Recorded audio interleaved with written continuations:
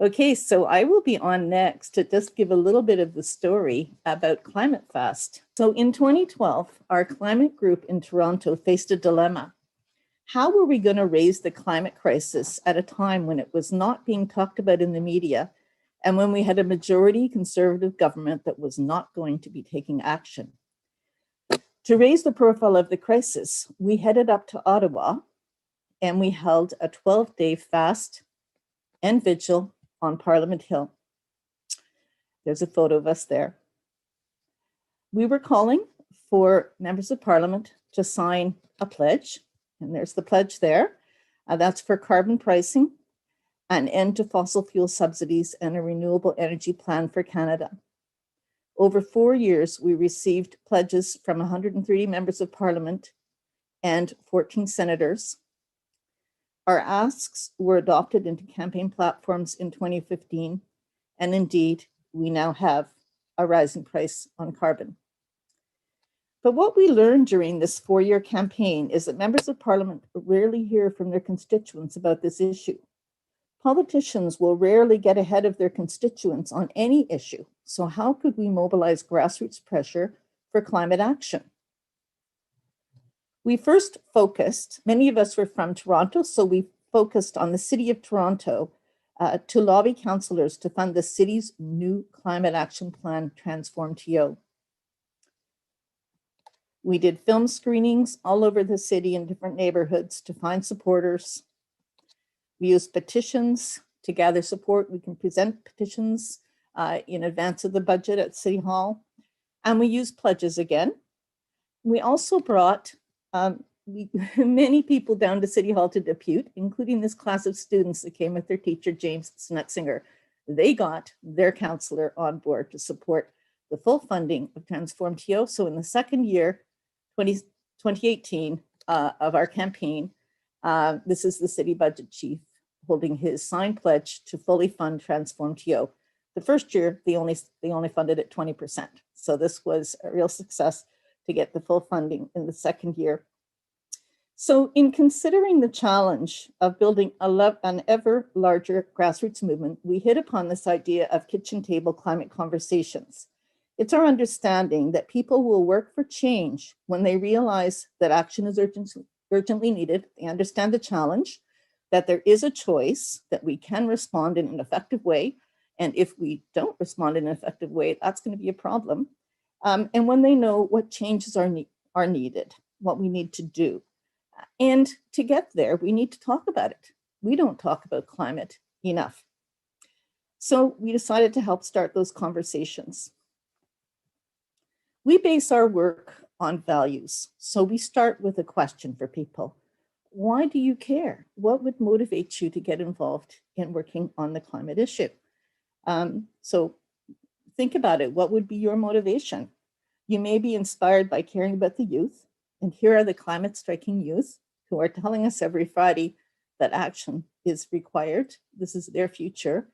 So you may be inspired to help the youth have a successful future on a living planet Earth, or just by the beauty of the Earth itself and all of the creatures that call the Earth home. Whatever the values are that lead you to care enough to put your own life energy into this work, it's important to know what those are and to go ahead and get involved. So in our conversations, we start with values and then we just go to a very brief little bit of information, just enough to make sure that people understand that it is actually an emergency and we need to make changes. Most people in Canada, in fact, 89%, think our government is doing enough and that maybe we're even leading the world. But you can see by this graph that Canada has not done it. We have not cut our emissions since 1990, hardly at all. In fact, last year they went up 1%. So we talk about it, or politicians do, in a way that's actually not getting action. So we've got to understand that, to know how urgent it is for us to raise our voices with our politicians. And it can be very powerful to raise our voices indeed, because we know that when people come out to the streets, so there's tens of thousands of people that came out, and over the world, millions of people came out in September of 2019 to call for climate action. Greta Thunberg was in Montreal. And here in Toronto, we had tens of thousands of people. And the following week, just a few days later, City Hall declared a climate emergency. So we know that it can be effective. So the barrier to success is not technological, it's political will. An informed public can move this political will. And this is one of the examples. So to achieve critical mass for change, we need to reach into all the ridings in Ontario and across Canada in advance of the elections coming in the next 18 months. Yes, federal, provincial, and municipal elections are coming. Now, we may not be able to get out in the streets right at the moment, but there's a lot that we can do on Zoom. So, and you may have also noticed that climate is not getting coverage in the news. It's pretty much disappeared as people deal with COVID. But we can get around that by talking directly to our family, friends, neighbors, our work colleagues, any groups we're a part of, other parents and other grandparents. There are many people we can talk to, and that's what our program invites us to do. Our vision is one of climate justice, one that respects and supports Indigenous rights, that recognizes the impacts on the marginalized, and that brings all of our communities together to find solutions. Could you get involved?